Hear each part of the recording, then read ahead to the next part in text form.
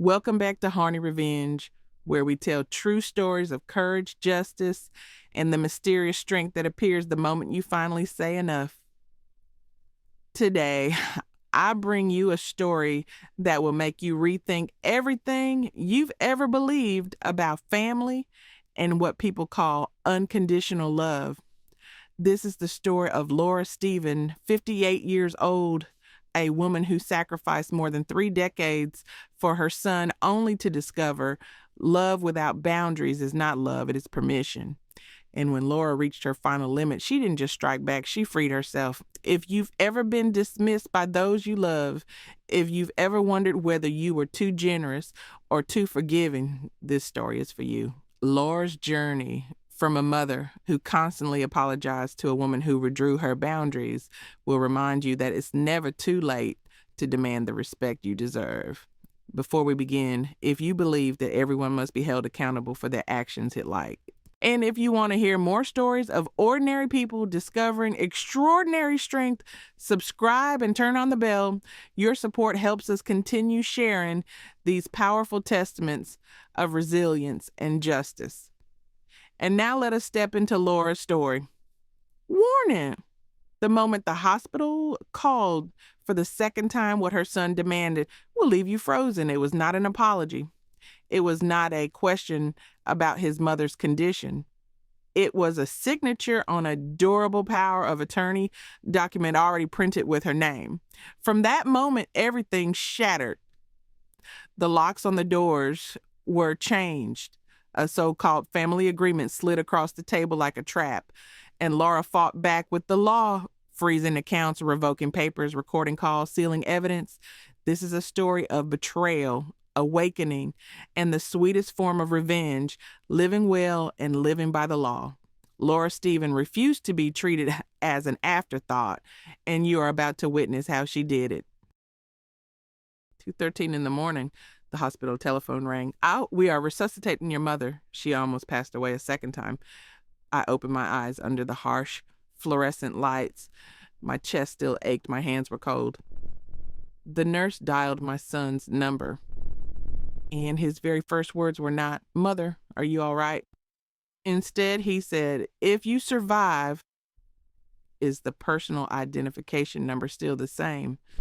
I felt my heart stop, not from pain, but from the heavy sound of a door of trust slamming shut. That midnight, he added more, his voice calm. "Tonight I have plans. If she makes it through, call me back. There wouldn't in the morning." I was 58 years old. I thought I already knew what betrayal looked like. I was wrong. 18 hours later, my hands finally stopped shaking. I called my lawyer. We froze all of the accounts, canceled every power of attorney, and blocked every so-called family agreement that had been written in advance. If a mother's love for her child can be reduced to only 4 numbers, then my answer is 0 access. You may think that was the end. It was not.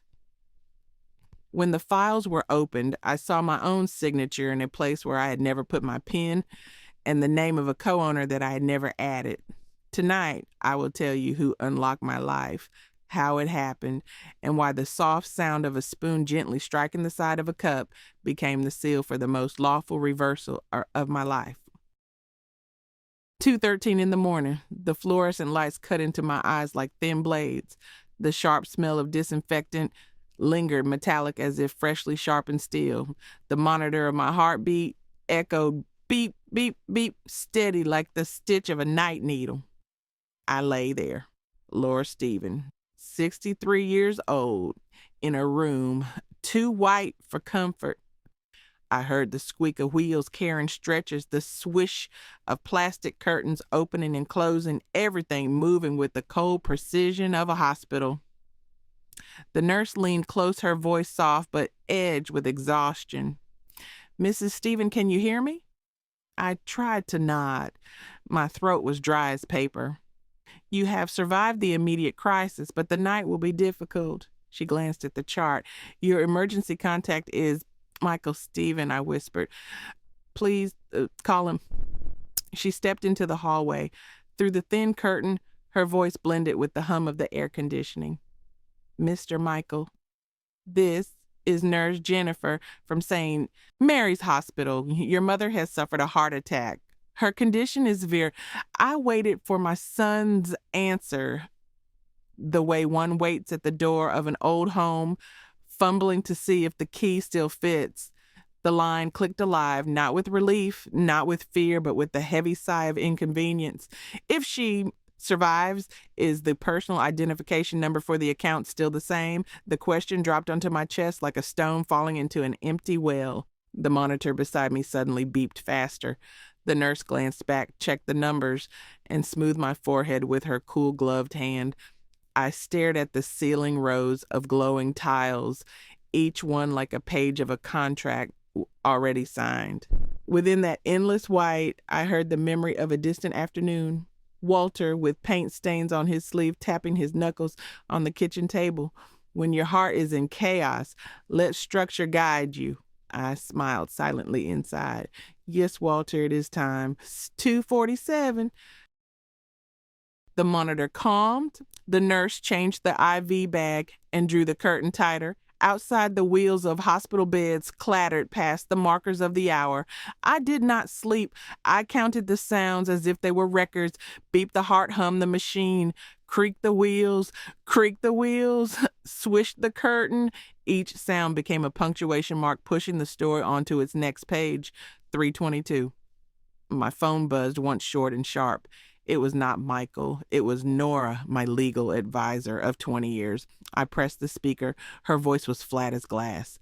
I heard the news. How are you? I answered quietly, still hearing the beeping of the machine. Alive. Initiate protocol Black Swan. There was half a beat of silence on the other end, silence shaped like recognition. Understood. Buzz. Step 1, freeze all corporate and personal accounts, including sub-accounts, under family names. Buzz. Step 2, revoke all delegated signing authority, cancel old digital signature tokens, issue new hardware security modules. Buzz. Step 3, lock access to ERP, banking, and payroll systems for the Chief Operating Officer and Chief Growth Officer. Change the entry card locks at headquarters. Between the buzzes, I heard Nora's pen tapping against the desk. Tick, tick, the rhythm of a plan, building its own skeleton. 3:37. Carter, the chief financial officer, sent a direct message. Buzz, the Treasury vault is locked. All spending orders tonight, hold. All automated payouts through automated clearinghouse, pause. Tomorrow at 8 o'clock, Nora and I will wait for you in the glass room. I looked at the words on the screen, each letter lined up like bricks, forming a straight path. 4:10. A distant bell dropped a thin chime through the dark window. I smiled. 4:10 was my favorite hour of the light. Tomorrow the light will crawl across the kitchen windowsill like a golden thread, landing exactly on the burn mark of a coin on the table left years ago by Walter when the kettle was too hot. I want to be there to hear the spoon strike the porcelain, one clear note like a seal pressed beneath a document. I want the light itself to sign my decision. 5:03. The shift changed.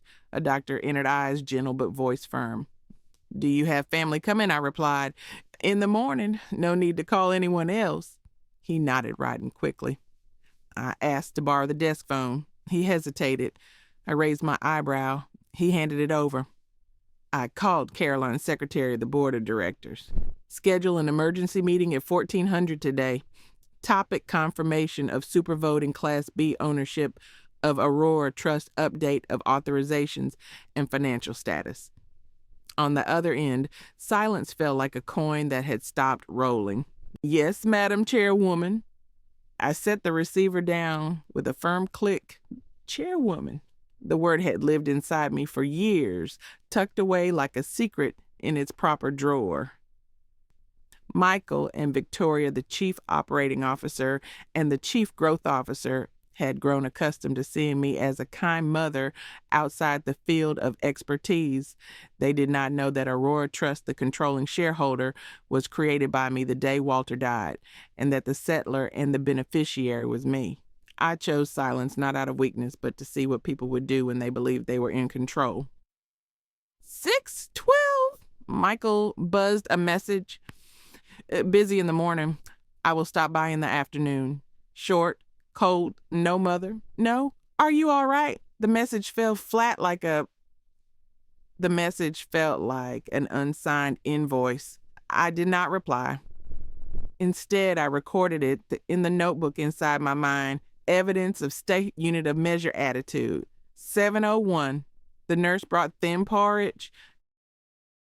The faint taste of salt was like an embrace without warmth. I sipped one spoonful, hearing the light ting of stainless steel against porcelain. In the corner of the room, the IV dripped steadily, tick-tick, like someone tapping out a rhythm. I looked up at the ceiling. The glowing square panels had not changed, but I had. An invisible spine was pressing itself into place, joint by joint. 7:40. Nora sent the first file revocation pack. It was a thick PDF, its cover dark green, its table of contents sharply underlined. I scrolled through each page as if running my finger along the edge of a blade. Revoke all prior powers of attorney. Restore wet ink signatures for major transactions. Appoint Carter as temporary Treasury supervisor. Restrict Michael and Victoria's system access to read only. At the end was a signature box, Laura Stephen as chairwoman and settler Aurora Trust. I pressed the stylus down in one clean stroke. The electronic ink sank into the screen the way real ink seeps into cellulose. 8:01. I called Nora. This afternoon boardroom floor, 42. Leave the chairwoman's seat empty? She understood immediately the force of an empty space, like the silence in music that makes the next note resonate deeper. Carter will present the accounts that were disturbed at 2:13, the exact moment of the hospital call, Nora said. We will let the pattern speak for itself. 8:27. I stood up for the first time after the long night, my legs slightly trembling, my hand resting on the cold stainless steel rail. The window caught a faint trace of dawn. The glass was covered with condensation. I traced a single word with my finger structure. The vapor faded. The word disappeared, but the meaning remained. I whispered softly only for myself, Walter, I am steering with structure now. 9:05, temporary discharge. The nurse helped me put on my coat. The wheels of the chair clattered as they brought me to the lobby. Outside, the cold air stung my cheeks like fine needles. A black car was waiting arranged by Caroline.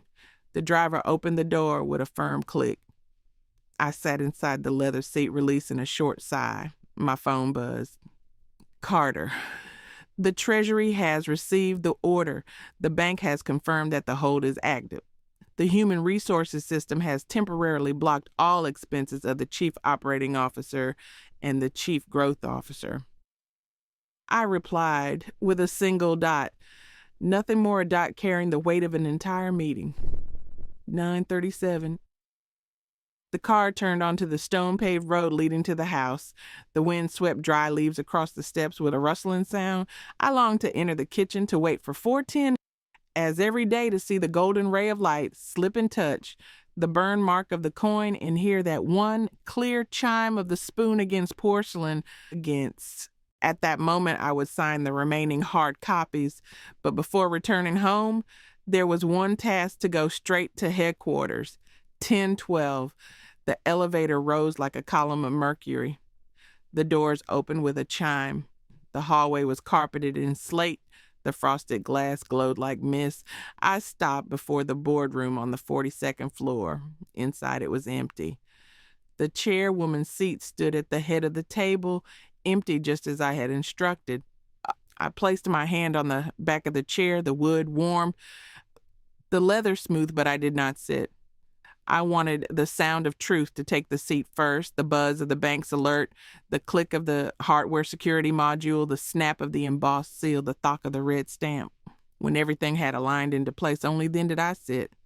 11 o'clock. I turned away. 1400, I whispered to the room. We will speak on paper. Somewhere the elevator chimed again. I heard it as if a door inside me had closed and opened at the same time. On the way home, the sunlight tore the clouds into thin pieces. I thought of Michael, the child curled up with fever at 7 years old when I stayed awake all night counting his breaths. And Michael, the 34-year-old man who asked about a personal identification number while his mother had just pulled back her breath from the edge of death. I did not hate him. I only reset the standard. 12:04. The front door opened with a click. The kitchen greeted me with the scent of warm wood. I placed the kettle on the gas stove. The blue flame drew a neat line. The water hissed, then murmured. I poured. The steam of the coffee rose in thin ribbons, drawing an unwritten story in the air. I let the spoon strike the porcelain clang, a round metallic note like a seal pressed into place. My phone buzzed. Nora had sent one line this afternoon, let structure speak for the heart. I took a sip. Bitter on the tongue, sweet at the back of the throat, warmth sinking into the bones. Far away, perhaps at 4:10, the golden thread would once again fall across the table right on the burn mark of the coin. When it did, I would sign with no trembling hand, and at 1400 in the glass room, the question, is the personal identification number still the same, would answer itself with the sound of locks closing in unison. I closed my eyes for a moment, opened my leather notebook, and wrote 4 lines each with a single bold word like 4 anchors, freeze, revoke, record, declare. Outside, the wind stirred the chime into a single clear note. I nodded. We begin here. 4:08. The light crept along the windowsill like a golden thread.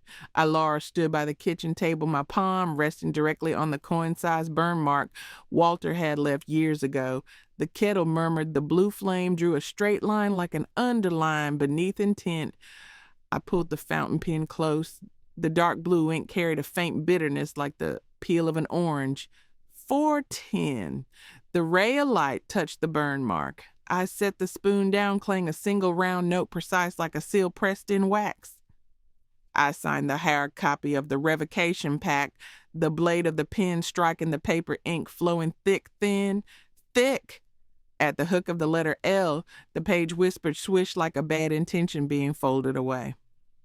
I did not trim ye. The wall clock dropped a full resonant chime. My heartbeat matched its measured tempo. Buzz. Carter Forensic Interim Report at 2:13 in the morning. There were 2 parallel attempts. 1, an ATM withdrawal denied. 2, a so-called board resolution using a scanned version of your 2018 signature sent from a suspicious internet protocol address. Timestamp offset and keystroke pattern do not match. I am keeping the red flag raised. Buzz. Nora. The Treasury is locked. New hardware security module issued. Badges of the Chief Operating Officer and the Chief Growth Officer set to temporary read-only. 1400, the glass room. The wind pressed against the porch. The wind chime released a single clear note. I poured the coffee. The steam rose in thin lines curling toward the lamp like a sigh written in the right place. Then knock the sound of a hand at the door. It was not Donna. The rhythm was square, urgent, not belonging to the neighborhood. The courier handed me a bouquet, get well soon, in an ivory envelope printed with the names Michael and Victoria. I opened it, swish. It was not a card. It was a glossy packet titled Family Reorganization Plan. Its text small as ants. Page 3, quitclaim. Page 7, durable power of attorney. At the end, my name already pre-printed on the signature line. A loose sheet slid out, thump-updated medical directive with limited intervention typed neatly in steady letters. Inside my chest, there was something not like anger, but cold. Cold like a fingertip pressed against frosted glass. Buzz. I called Nora, placed the line on speaker. Her voice was fine but sharp like glass. They tried to downgrade your medical intervention status. I nodded, though she could not. C. Keep the envelope as I scan it into exhibits. I will handle the rest, she said. I placed everything beneath a glass paperweight preserved exactly as the law prefers. I sat down the chair, sliding with a clean scrape. In my mind appeared Michael at 9 years old, his hands hot, his forehead burned, his breath wheezing against my chest, and Michael at 34 asking for a personal identification number while his mother's heart monitor still beeped. The two images overlapped, but they did not align. I saw the truth as a frayed thread I had loved while he had grown used to it. Buzz. Carolyn. The board calendar has been sent. I added the item, confirmation of Aurora Trust ownership structure. I also left the chairwoman's seat empty as you instructed. Buzz. Carter. The enterprise resource planning system just logged. User Chief Growth Officer downloaded the reorganization plan at 3:05. Internet protocol address is the same subnet as the filing at 2:13. The pattern speaks for itself. I opened the small safe under the staircase cabinet. At the bottom, beneath an old tablecloth, was an envelope Walter had written with purple ink, "If storm hits, open." I had not touched it for 14 years. Now I opened it, swish. Inside was a short letter, his handwriting bold but trembling. When you are confused, let structure take the wheel. Nora and I signed a springing clause. If there is evidence of coercion or abuse against the chairwoman, Clause B, shares automatically lock into Aurora Trust. The key to Safe Box B12 River and Pine Bank holds the original certificates. Alongside it was a small worn key B12. I laughed, small, dry, but warm. Walter, you were still one step ahead. Buzz, I messaged Nora activate Black Swan Clause W. She replied with a single green check. Enough. A faint whir came from the back door like someone testing the hand. The wind chime rang 2 cold notes. I did not rush outside. Instead, I opened the camera application. The neighbor's cat. My arm relaxed.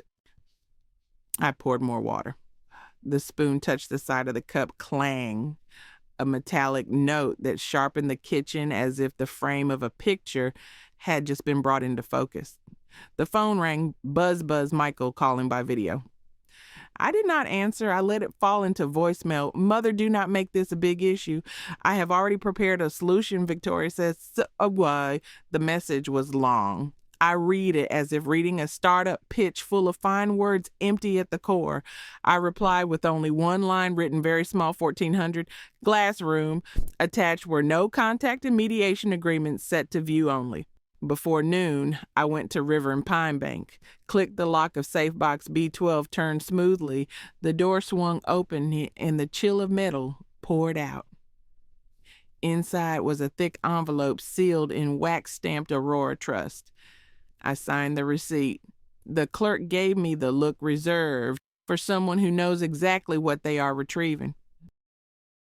Stepping back outside, the wind carried the smell of old paper brushing against sunlight, 2 scents meeting like 2 layers of memory shaking hands. 1331.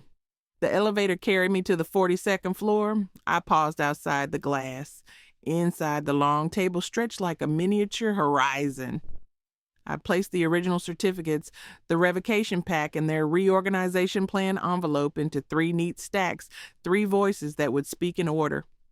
I added a spoon onto a white porcelain plate at the head of the table, my childish habit, so that if needed, one metallic chime could quiet the room.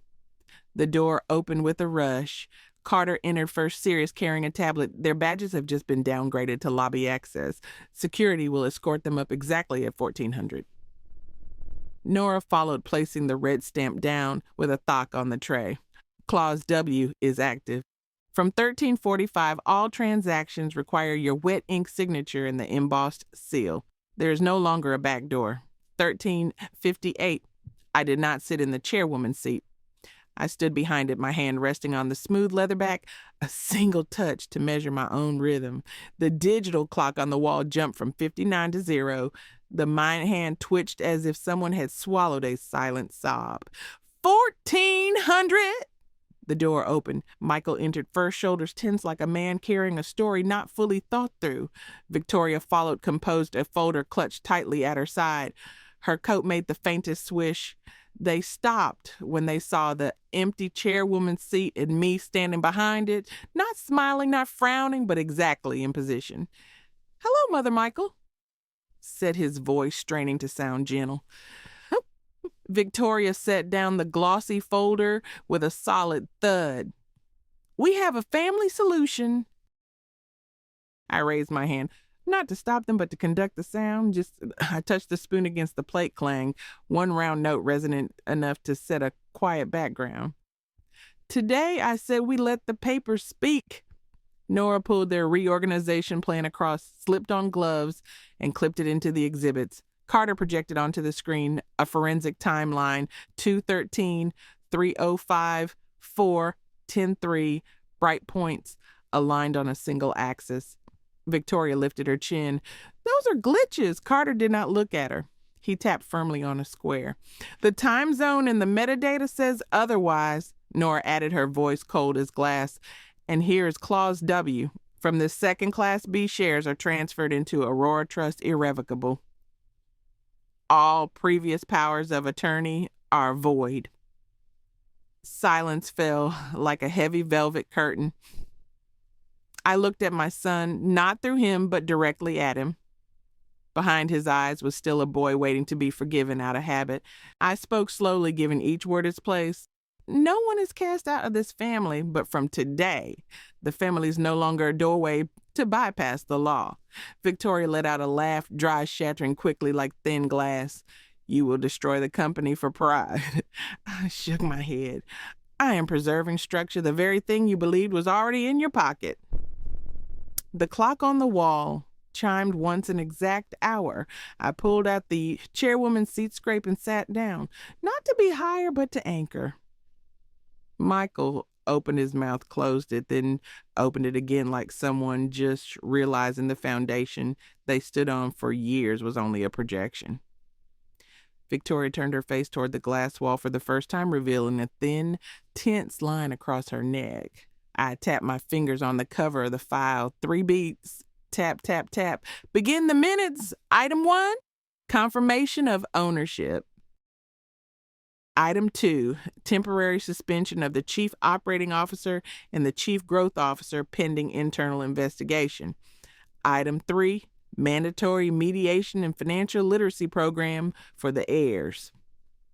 Nora pressed the red seal thock. The embossed mark snapped into place. Carter hit submit click, and on the screen the status shifted from pending to recorded, like green lights lining up one after another down a street. I did not look at anyone. I fixed my eyes on the last trace of light across the table, the golden thread of 410, and I knew deep into my bones I was not taking revenge.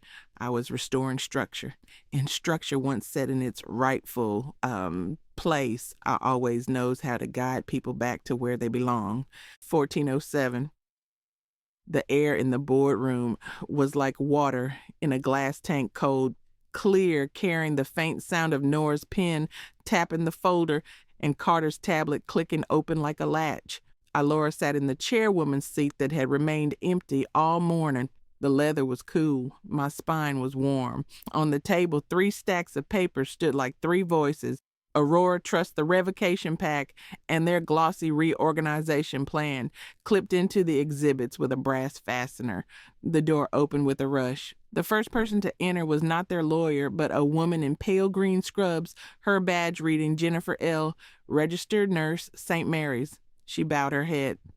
"Permission, Ms. Nora asked me to serve as a witness. I have brought the call log from 2:13 in the morning and the recorded voicemail." The room held its breath. Victoria curled her lip. "This is an internal session. What does medicine have to do with it?" Nora slid an authorization across the table. Swish. "A temporary subpoena for preservation of evidence has been filed. This room is being recorded. The audio is directly tied to motive and pressure against the chairwoman. Jennifer placed a phone on the tray, switched on the speaker. The hospital operator's voice played faintly. Then a male voice followed, familiar, hurried, as if swallowing quickly. If she survives, is the personal identification number still the same? No, Mother, are you all right? No pause of regret. Only a question flat as an invoice. A faint hum of signal ended the call. Silence followed so deep the ceiling lights could be heard buzzing. Michael opened his mouth and closed it. Victoria stepped in, quickly edited, easy to fake. Carter did not look at her.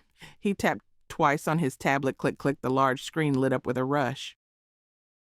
The hash of the file matches the intensive care unit recording system. Metadata aligns with the system's time zone. Furthermore, at 2:09, your last credit card swipe was at Le Bernardin. The receipt reads, 2 seats, 2 glasses of Burgundy. At 2:13, the call originated from your phone. At 2:16, an ED filing attempt was launched from an internet protocol address located. A red dot blinked on the internal map. 11th floor Chief Growth Officer's office. Victoria laughed thinly. Glitches, Nora gave a small shrug as if brushing away a strand of hair. The law does not have that word. Buzz. An email flashed onto the side screen, its subject line cold and sharp. Security alert, Chief Growth Officer. Badge after hours access.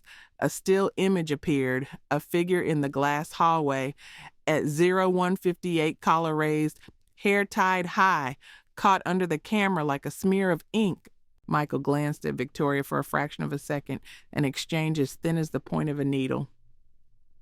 I did not speak. I touched the spoon lightly against the porcelain plate cling. One round, clear note set the boardroom back to its proper rhythm. We do not argue with words. We arrange with structure, I said. Now we move to ownership confirmation. Carter opened a slide rush, claws W springing control. The line ran beneath like a wave. Upon evidence of coercion or fraud attempt on Chair Class B, auto locks into Aurora Trust irrevocable. He placed a green check beside it, triggered at 13:45. Victoria dropped her folder with a thud, her voice cold. You are inventing stories to push your son out of his inheritance. Nora met her eyes directly no. She is placing the fulcrum exactly where it belongs, and you have just pushed yourself into the records. The second surprise came from within. Buzz. A notification from the Enterprise Resource Planning System appeared in the corner of the screen. Whistle, EOR Sparrow uploaded vendor ledger. Carter opened it, click. A detailed table of unusual payments over the past 3 months filled the display. One column repeated again and again, LBN Consulting, LLC, a perfect abbreviation of Le Bernardin, registered to a post office box, is agent hidden behind a Delaware trust. Company money paying for your dinners? Carter asked, his voice steady, not raised. Michael shrank into his shoulders. Victoria struck back each word, sharp client entertainment expenses. And this glossy reorganization plan was drafted from whose account? Nora cut in.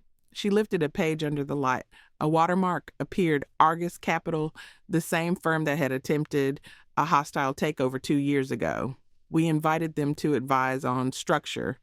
Victoria tried to twist. Advised with forged signing authority, Nora asked the final question, one that required no answer. Michael suddenly rose. His chair scraped across the floor with a long tear-like sound. Mother, He swallowed hard, gulped, his eyes dropping to the edge of the table. I was wrong, but I was pulled in. I thought it was rationalization, a shortcut. I thought you were weak. I looked at my son. I did not patch the present with the past, nor did I bend the present to fit the past. Weakness is when structure is broken. I remain because I have bound it back together, I said. You will study again finance law, ethics of governance. You will sign the no contact and mediation agreement and repay whatever the company has covered. Then stand, not on me. Stand on your own 2 feet. 2 knocks at the door. The head of security appeared. Apologies for the interruption. The chief growth officer's badge has just been revoked, automatically suspended by the fraud flag. We need to collect the physical card. He stood politely beside Victoria, firm but without negotiation.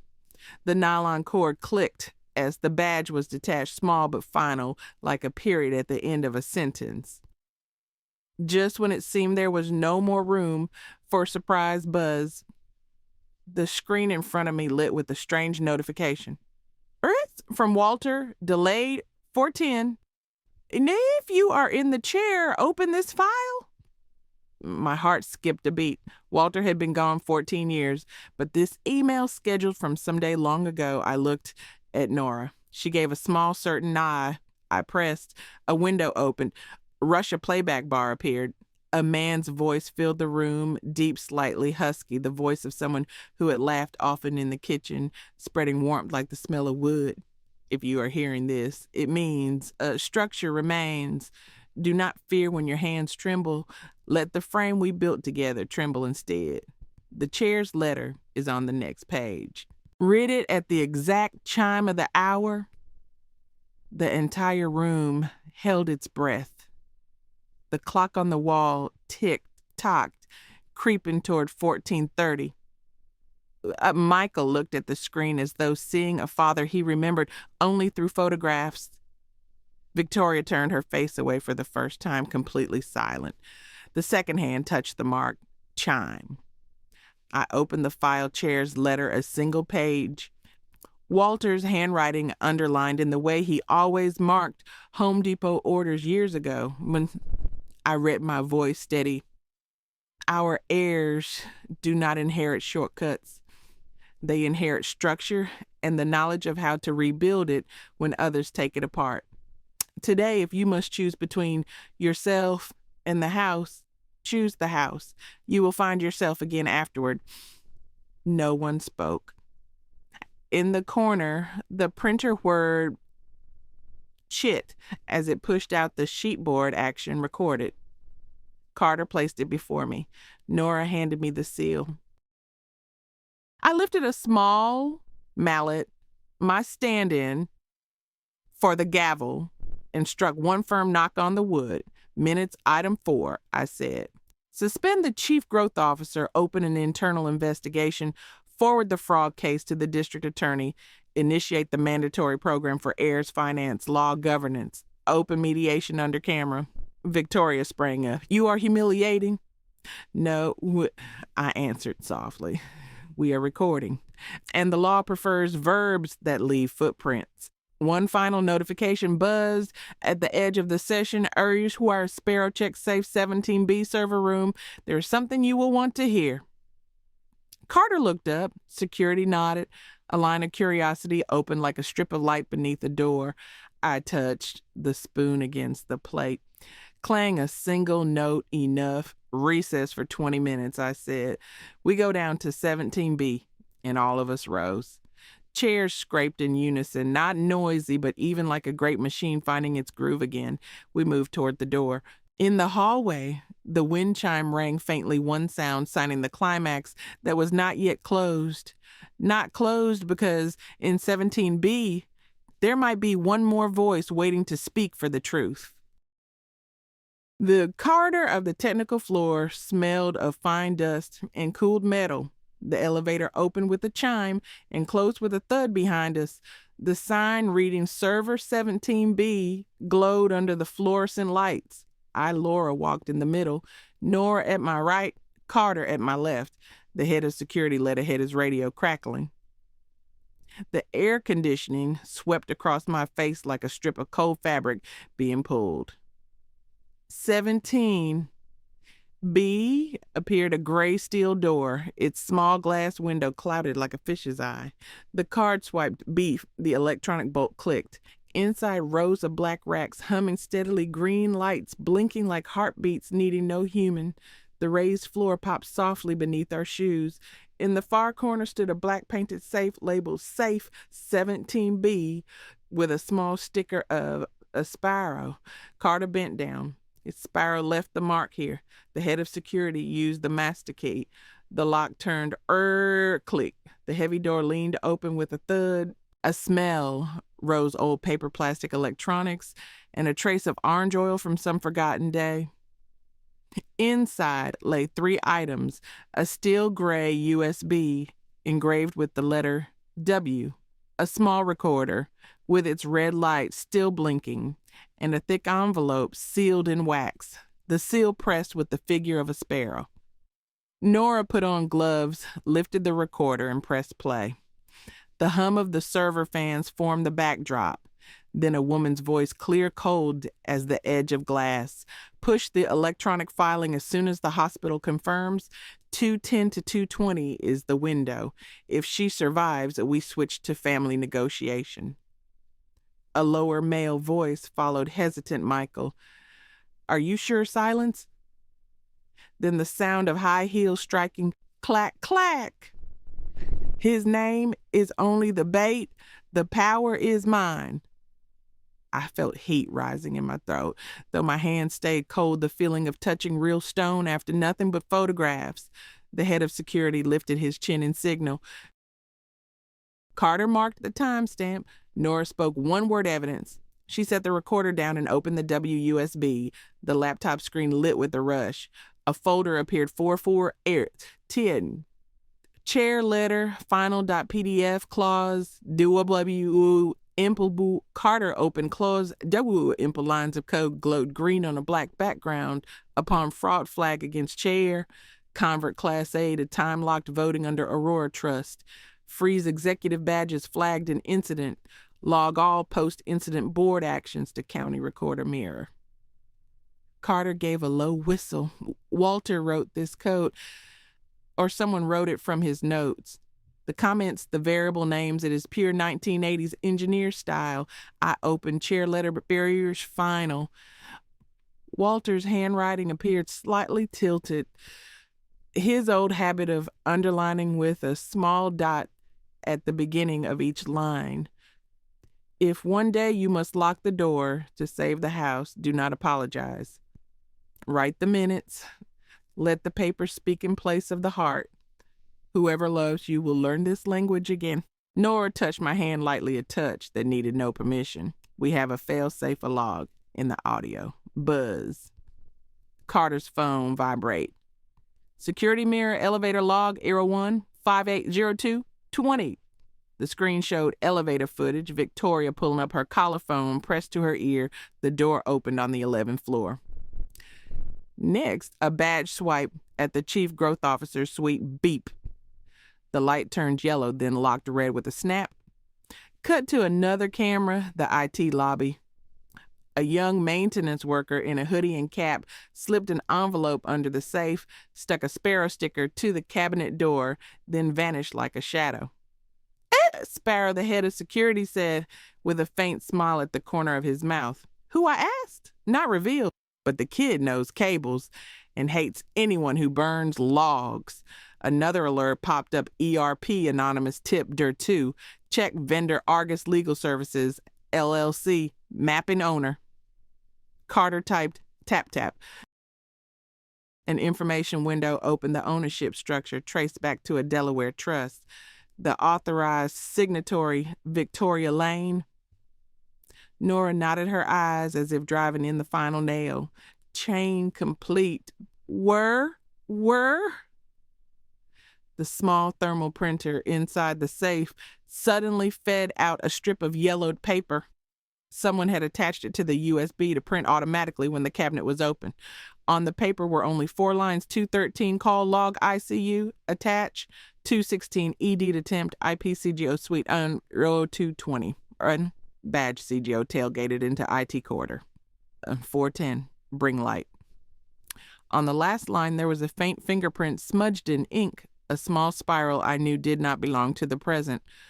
Walter often stained his fingers with ink when sealing envelopes. I paused half a beat tick and then exhaled tock, enough to open an emergency board session, Nora said, and enough for the district attorney to receive a case of fraud and conspiracy. The head of security lifted his radio. Initiate expanded badge collection, lock temporary Argus access, copy 3 sets of the USB, maintain chain of custody. A Roger came back like the sound of a distant rotor. As we stepped out, my phone buzzed from Sparrow. Do not look for me. Look for safe. 4:10 in the old house. He left something for you one last time. I stopped mid-step. The old house, the kitchen at 410, the daily ray of sunlight. What else had Walter left for me? Curiosity pricked, sharp as a needle at my fingertip. We returned to the boardroom. Nora said, then looked at me. In the afternoon, we go to the old house. I will come with you. The elevator chimed. The doors opened onto a glass corridor. At the far end, Michael leaned against the wall, his suit disheveled, his eyes shadowed by a night without sleep or without choices. Victoria was nowhere to be seen. Perhaps on a call, perhaps erasing traces. I walked past Michael. He opened his mouth. Mother. Who is Sparrow? Someone who knows how to let structure speak in their place, I answered. You can learn as well. The boardroom received us with the scent of fresh paper ink still damp. Donna was already there, placing cookies onto porcelain with a soft clatter like the rhythm of a heart returning to normal. Jennifer, the registered nurse, sat in the back corner, hands around a cup of tea, her eyes bright yet calm. I sat in the chairwoman's seat and placed the WUSB on the wooden tray. The spoon touched the plate, clang a round decisive note. Enter into the minutes, I said. Item 5, open file 17B. Add audio, video, and the enterprise resource plan and trail. Freeze all channels linked to Argus.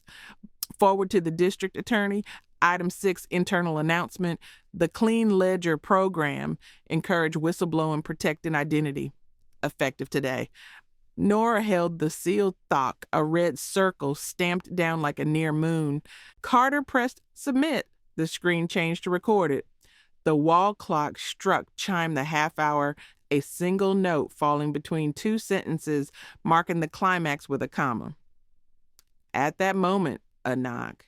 A young woman with her hair tied back, wearing a technical uniform badge reading Men on, Nidop stepped in, lips pressed but eyes bright. Permission. I only wanted to bring this. She placed on the table a memory card with a Sparrow sticker. If more is needed, I am ready to testify. The room fell silent for a moment. I looked at her. I did not ask if she was our Sparrow. I only nodded, slow and firm. Thank you. The house is heard. Min-An withdrew. Donna let out a quiet sound of emotion. Jennifer tightened her hands around the teacup, the scent of ginger rising warm and sharp. I closed the file swish and lifted my head to the others. A climax does not end with a shout. It ends with a seal and with light. Tonight I returned to 410. The room nodded in unison, each at a different rhythm. I stood. The chair scraped with a short, precise sound. Outside the glass wall, the wind stirred the company sign. Sunlight fractured on its first letter like a reminder. Bring light. We dispersed. I sent a message to Nora, 1930 old house. Nora replied, I will be there. Flashlight plus seal box. I slipped the WUSB into my inner pocket. My heart did not run. It stepped evenly, tick-tock, in a structure already locked. And at the far end of the afternoon, a small sparrow, still perched somewhere in the cables, waiting for the right hour to chime a single note, signing the truth. Dawn coated the 42nd floor with a thin layer of silver, like steam on the lid of a kettle. I set the espresso cup onto its saucer. The spoon struck the rim clang precise as a signature. The air conditioner hummed. The wall clock counted tick, tock, steady like a needle stitching back a torn seam from that night at 2:13. Beyond the glass, the city still dozed, but I was awake, sharp as a knife, freshly honed. The boardroom lay silent as an aquarium-frosted glass-gray carpet, the wooden gavel resting quietly on the dais. I ran my hand along its edge, warm wood, smooth care, and the faint scent of waxed oil, the smell of something cared for and properly used. Structure. I reminded myself, hearing Walter's old rhythm, 2 knuckles tapped on the kitchen table. I nodded alone. Structure. 8:57, the elevator chimed. Michael entered first suit, hastily pressed, eyes hollow from lost sleep cologne, lingering like an apology not yet spoken. Behind him came Victoria, her coat folded with ruler straight lines, a folder pressed flat against her ribs, high heels striking clack-clack on the metal threshold. Their chief financial officer and legal counsel sat opposite them, buttons lined cold. On my side, Nora set her case down thud. Carter opened his laptop, clicked the power light, blinking a single green dot like an unblinking eye. 9 o'clock sharp, I struck the gavel thock. A round sound fell into the carpet like a drop of metal landing in a cup. The extraordinary shareholders meeting begins, I said, my voice straight as a thread. No need to rise. One item: preservation of assets and fiduciary responsibility. Victoria leaned forward, her smile thin as a razor of paper. Madam Chairwoman, we are here to resolve a family misunderstanding. The frozen accounts have disrupted operations. We have a bridging solution. She slid the stack of paper, Swish Bridge Loan Board consent, the italic print gleaming like live fish. Nora did not shift her shoulder. For board consent to be valid, the board must know who holds the voting power. She placed a sealed envelope on the table thud. The wax bore the imprint of a small bird with open wings. Appendix: Black Bird. 6 months ago, Mrs. Laura transferred all voting rights of her share block into an independent trust, the Light Nose Foundation, with herself as trustee. Carter pressed enter.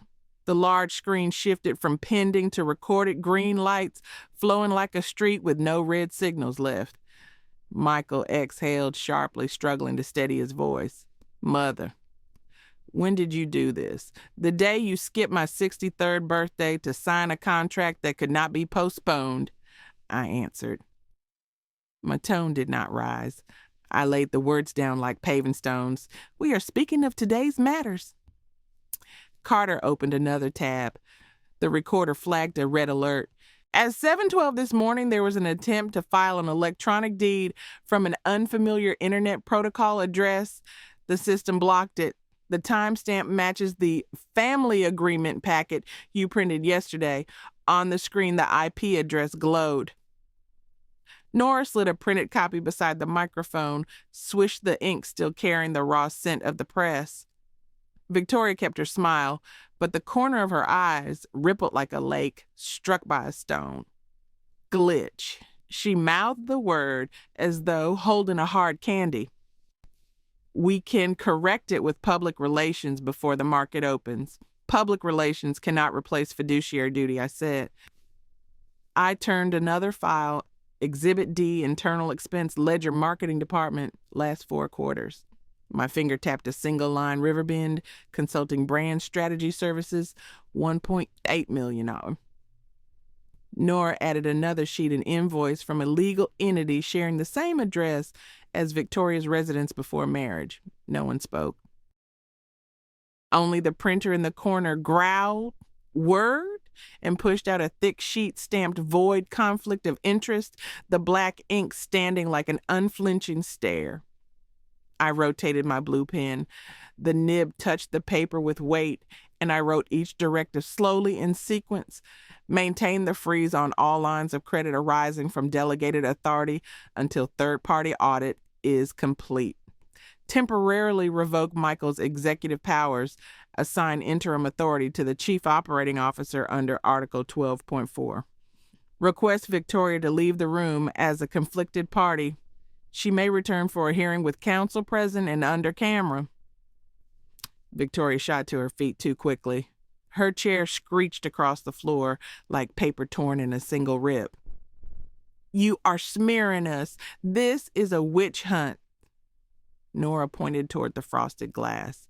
2 security officers stood outside the sliding doors, calm as pillars. No one is smearing anyone. Only the papers speak. I did not signal. I only lowered my eyes to the clock. 9:17. I could hear even the second hand hesitate for half a beat before it continued like a discreet sigh of metal. In that brief pause, thin as a strand of hair, I saw the boy of 10 years old beneath the vest of the man Michael, standing on the old kitchen floor, holding a scraped elbow, looking up for me to press a bandage. I inhaled the smell of ink, of cold sweat of wax seals, and exhaled with these words: "Son, you have two choices. One, sign the corrective trust plan, 30 months debt counseling, repayment of unauthorized withdrawals, prohibition of off-ledger authority. 2, resign today and the file goes to the district attorney." I struck the gavel like placing a period at the end of a sentence that needed no exclamation mark. Victoria gave a dry laugh, no curve left in her mouth. "He will not sign anything." She glanced at Michael as if delivering an order by the thinnest thread. Michael looked down at his hands. The vein in his neck jumped like a bird caught under cloth. "If I sign," his voice trembled, then sagged. "What will I have left dignity," I said, "and a road long enough to walk without stepping on anyone?" The glass door to the hall slid with a hiss. Donna peeked in, wearing a knit cap, breath puffing from the cold wind. "Need a witness, Laura?" "I always do," I answered. She entered, placed her pen on the table clack, and sat beside me like a silent, steady pillar. The council lights overhead flickered like a finger snapping against the bulb, then steadied. Carter pushed the digital signing pad toward Michael. The sound of plastic against wood made a small click. "If you choose one, place your signature here. The system will record the timestamp, but the camera is rolling. The terms will lock. No one can alter, even the final dot." In my mind, the hospital night returned, pulsing again. Beep, beep, beep. And the question is the pen, still the same, falling into the silence like a stone into a dry well. I had expected emotion to storm upward. Instead, it stood straight like a milestone, cold clear, needing no witness beyond itself. Michael set the pen down. The nib touched the screen with weight.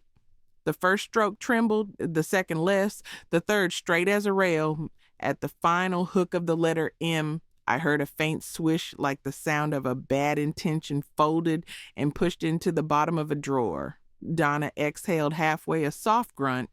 Victoria turned away, her shoulders stiff as freshly poured concrete. Nora pressed send. The server answered with a dry chime. Ting, the green status lights lit across the screen like a chain.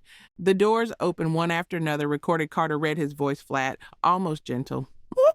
Legal tier locked, and public relations. Victoria stood at the doorway, her hand clutching the folder until her knuckles whitened. "I will speak myself," I replied, "but not today. Today belongs to paper." I drew a thin envelope sealed with the same bird in flight and placed it into Michael's hand. "When the old house clock strikes 4:10, open this envelope, not before. What is inside a map, not to escape, to return." I struck the gavel one final time. Thok. The meeting dissolved like beer foam settling into silence. The scrape of chairs, the swish of paper, the shuffle of shoes against carpet.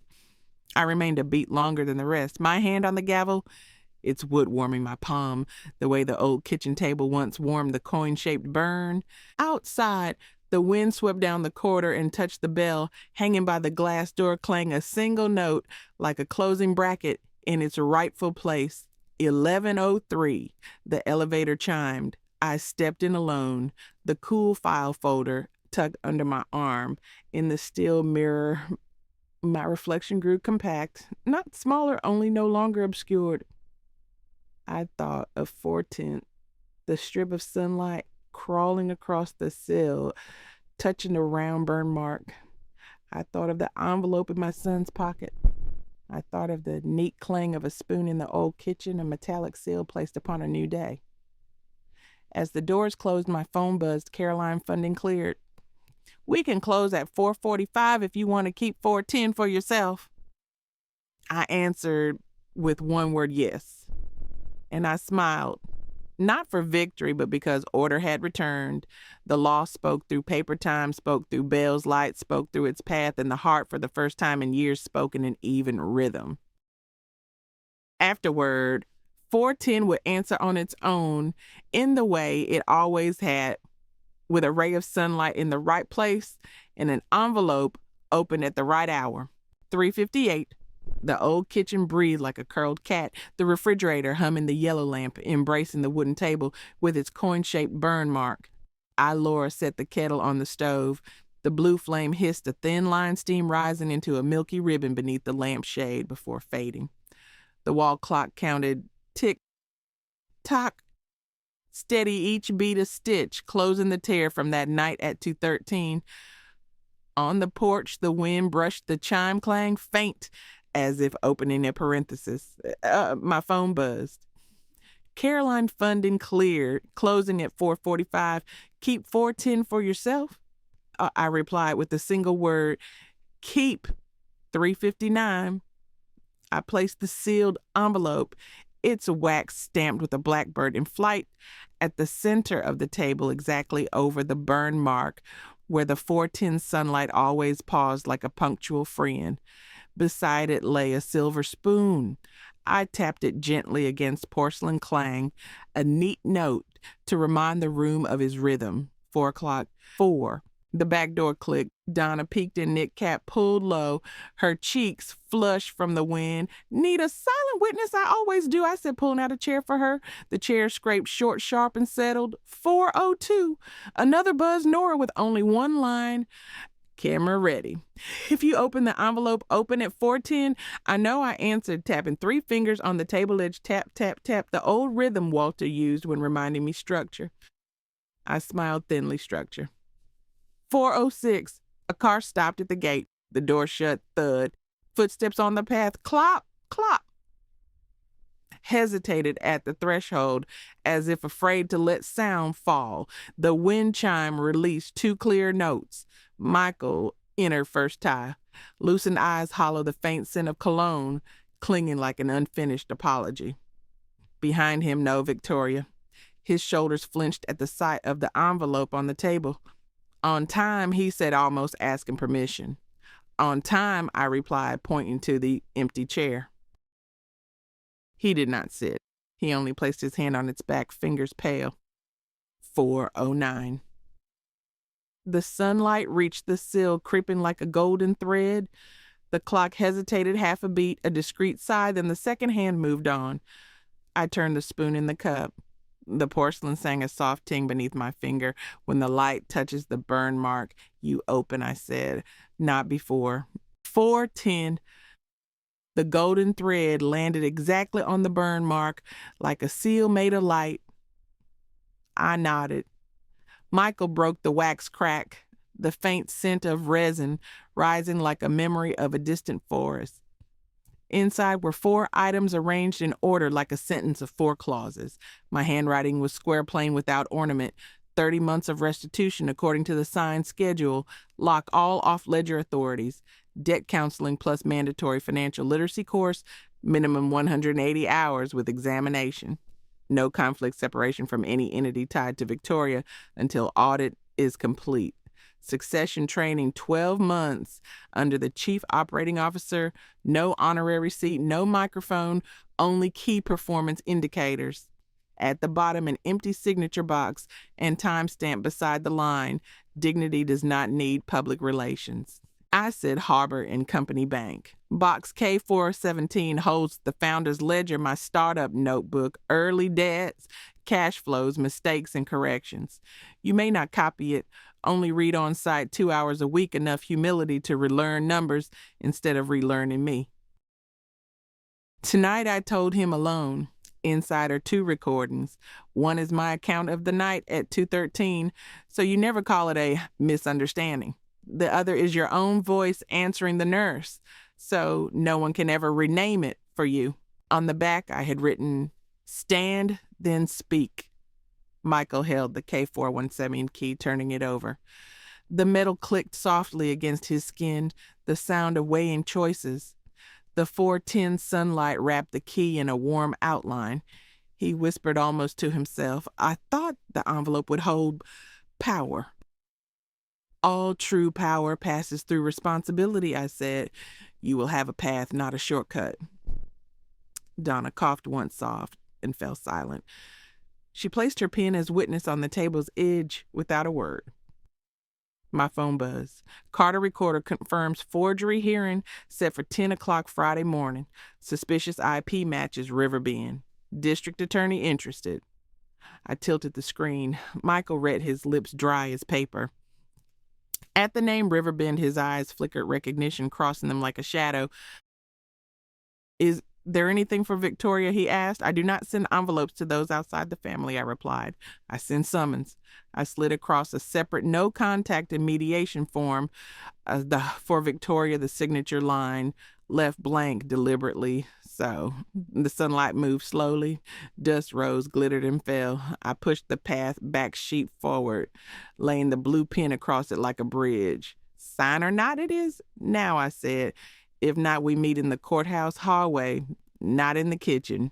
The room's clock trembled, tick-tock, louder within the silence. Michael set down the USB and picked up the pen. The nib pressed heavy against the paper. The first stroke trembled, the second less so. At the hook of the letter M, I heard a faint swish like an old intention being folded away. He finished, released the pen. The blue ink gleamed for a second before drying, leaving lines firmer than his frame as he sat back. I tapped the spoon against the cup, clang a neat note like a metal seal signing beneath the decision. Suddenly, Donna's phone vibrated hard. She opened the speaker. Caroline's voice broke in breathless as if she had run downhill. Laura, something strange. The buyer has requested to preserve the entire sound map of the house. The stair creaks, the burn mark, the spoons cling. They ask if you will allow a 3-dimensional scan of the kitchen at 4:10 today to archive the light signing. Yes, I said without pause. Michael looked at me as if hearing a new word. Light. Ellos is signing. Light always knows the way home, I answered, placing my hand on the burn mark, feeling an old warmth seep through the wood. Another buzz. Nora, the district attorney has requested preserve all evidence, especially Riverbend's internal communications. Do not tear anything. I will let the law love paper I typed back. Paper loves integrity. I turned again to Michael. K417. Tomorrow morning I will come with you, not to speak for you, only to watch you read. He nodded short, his lips open then closed, like someone relearning how to breathe in rhythm. I gathered the 4 items together, the key, the USB, the photograph, the signed terms, and pushed them toward him, arranged in a balanced cross. Outside, the wind shifted. The chime released a soft chain of clangs into the room, then stopped as if someone had whispered enough. And Victoria, he asked again, his voice low. Her session is legal, I said, my eyes fixed on the sunlight. Yours is ethical. Each has their own room. The kitchen held still for a beat. Only the steam from the coffee rose, the chocolate scent receding to let the warm wood breathe. Above the clock dropped a single chime on the half-hour around note, landing among the 4 objects on the table like punctuation pressed into paper. Michael stood. The chair slid back short and clean. He took the key. Metal clicked against his fingernail. Tonight, I will listen to the USB, he said. Tomorrow, K417. And I will apologize the right way with the first repayment. Repayment is not words, I said, but it is a decent beginning. As his hand touched the doorknob, I called after him. There is one more envelope at the bottom open, only if you seek a shortcut. He froze. From beneath the papers, he pulled a thinner envelope sealed with faded wax, marked, if you try a shortcut. Michael looked at me. I hope you never open it, I said, because inside is only a copy of the Riverbend invoice and the email chain that would destroy everything you just signed. He swallowed hard gulp. He slid the thin envelope into his inner pocket without looking. I understand. Good, I replied. Fear in the right place is the beginning of respect.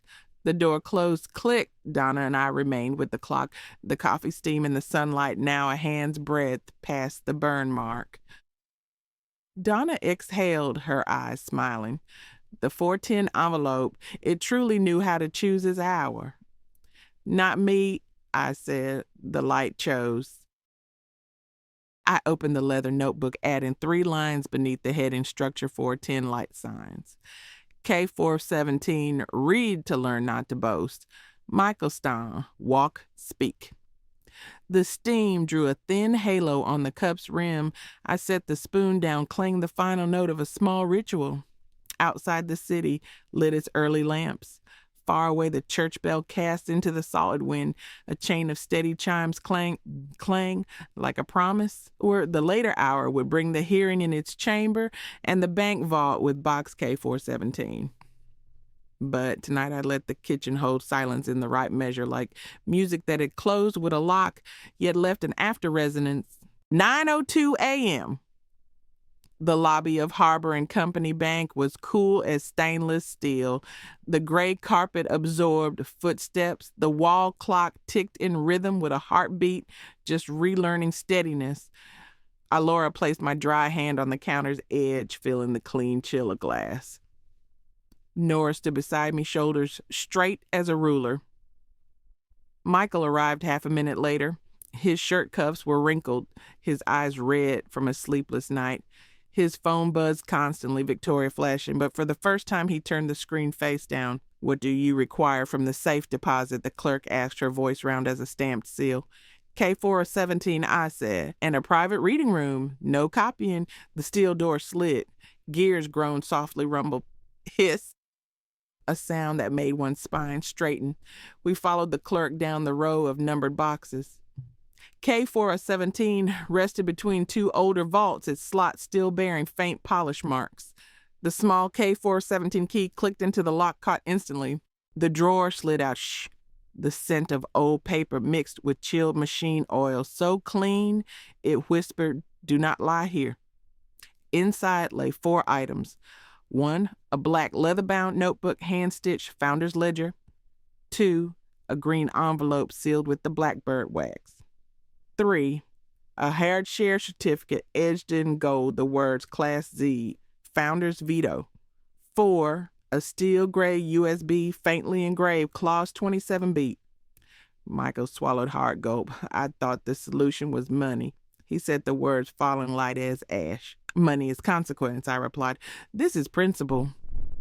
The private reading room was as silent as an aquarium. I opened the notebook. Its thread crackled like a thin breath. The ink of my first entries had already faded. The first line, day 1 borrowed $150,000, mortgaged house. Day 43 cash flow model failed, fixed by cutting losses, not by praying. Michael read, his eyes blinking, slow. Each page carried a small column, error, correction, lesson. At the ledger's midpoint, a dry maple leaf had been pressed. It cracked to dust when I touched it. That year, the company nearly collapsed. I sold the car, cut my own salary, and increased the warehouse crew's welfare fund so they would not leave. "You never told me that," Michael whispered. "Some adults do not tell to boast," I said. "Adults right to remember the road." Nora tapped her pen, clicked. "Now the legal part." I broke the wax of the green envelope, the resin scent releasing a distant forest note. Inside lay a handwritten operating testament with a board resolution attached. Clause 27B, cold iron, when the chair falls gravely ill or when evidence shows an heir neglecting minimum humane duty. Article 12.3, the night of 2/13 is one entry. Then all subsidiary authorizations are void immediately. All credit lines open through them are deemed fraudulent. Voting shares of Class Z awaken from dormancy, consolidating 51% veto power in the chair or their designee. Temporary provision. If the heir demonstrates a path back restitution, plus learning, discipline, then the door reopens after 12 months, but not alongside Victoria until independent audit is complete. ESOP clause, employee stock ownership increases if Class Z activates, so the company stands on the shoulders of its workers, not in the shadow of a single family. Michael froze. Class Z. I never saw that on the cap table because it slept. Nora said, her voice flat as a lake. It slept so it could not be stolen. I placed the share certificate on the table. Metal struck wood thud, small but final. Power does not shower, I said. It signs quietly. Michael's phone buzzed again, insistent. Victoria boardroom, 11:30. Bring your mother's consent or do not come. Oh, the next message was from Carter. Recorders hearing set for 10 o'clock Friday. District Attorney requests Riverbend internal logs, the matching IP. At the name, Riverbend, Michael's elbow stiffened. He said nothing, only exhaled through his nose, a sound close to shame. I opened the USB labeled Clause 27B. Nora inserted it into her offline laptop. The screen displayed 4 entries: activation record of 27B, timestamp 2:19 a.m., the same night of 2:13. List of forged authorization, several PDF files, stamped forged void. Audio 0031, hospital nurses call, the mail reply. Michael closed his eyes. Resolution Blackbird Shield Class Z to remain active. Nora appointed legal guardian of Class Z for 30 days to avoid mother-son conflict. I will hold the shield for you, Nora said, placing the card against the folder clack. You do not need to face the storm alone. No one can be alone forever, I answered. But the first to stand must still be my son. Michael inhaled deep. Mother, may I ask for a chance to speak before the board, not to beg for a seat, to admit fault and to point out Riverbend. You pointed out with paper, I corrected. Bring the emails, the contracts, the transfer logs, and the words you signed yesterday. I slid the signed path back toward him again, the blue ink dry, but the edges of the letter still glowing with discipline. The reading room door whispered open. The clerk handed in a warm fax. Nora caught it, eyes narrowing. Riverbend has filed a notice of intent urgent merger request under Article 14 for 11:30 today. No meeting outside procedure, I said calmly. When Class Z is awake, every intent is the buzz of a mosquito. A long silence. Only the air conditioning hum, and far away a church bell dropped a single off-hour chime clown. In that stillness, Michael opened the founder's ledger again, pausing at a page where a small note lined the margin. Do not borrow to fill silence. His hand trembled, then steadied. I want to read. Every week, he said. Not to retell online, to relearn how to count properly. Sit in a seat without a microphone, I nodded. The best learners are the quietest. Nora gathered the documents, swish. Fasten them. Click. Next 11:30, I go with you to the boardroom carrying Class Z. Caroline just confirmed funding closed the house, transferred at 4:45 yesterday. Then at 4:10 today, I can stand in the new cottage, I said, half smiling. The light still shines, only on a different sill. Leaving the vault, the bank's corridor shone like a river's surface. Michael walked beside me, silent. At the door, wine slipped through. The glass chime struck a single thin note. He turned, Mother. If I falter, will the thin, shortcut envelope open? Simply remembering its existence makes you less likely to open it, I said. People do not need shortcuts. They need the right door. 11:27. The corporate glass boardroom. The recessed lights hummed faintly. A row of ties, collars, and pale manicured nails like an orchestra just polishing its instruments. On the table, the conference speaker blinked and documents formed beige ridges like low mountains. I placed Class Z down, thud a small sound that made every eye lift. Victoria entered, last her heels clacked like nails hammered into the floor. Her smile was straight as a newly sharpened blade. Shall we begin? I will begin, I said. Nora slid the microphone toward me. I switched it off, letting my bare voice carry just enough. Under the charter and Clause 27B, all merger motions proposed by Riverbend are void during investigation. Class Z is awake. The minutes are attached. Victoria scoffed. A piece of tin does not change reality? This piece of tin is reality, Nora replied, sliding the sealed minutes across.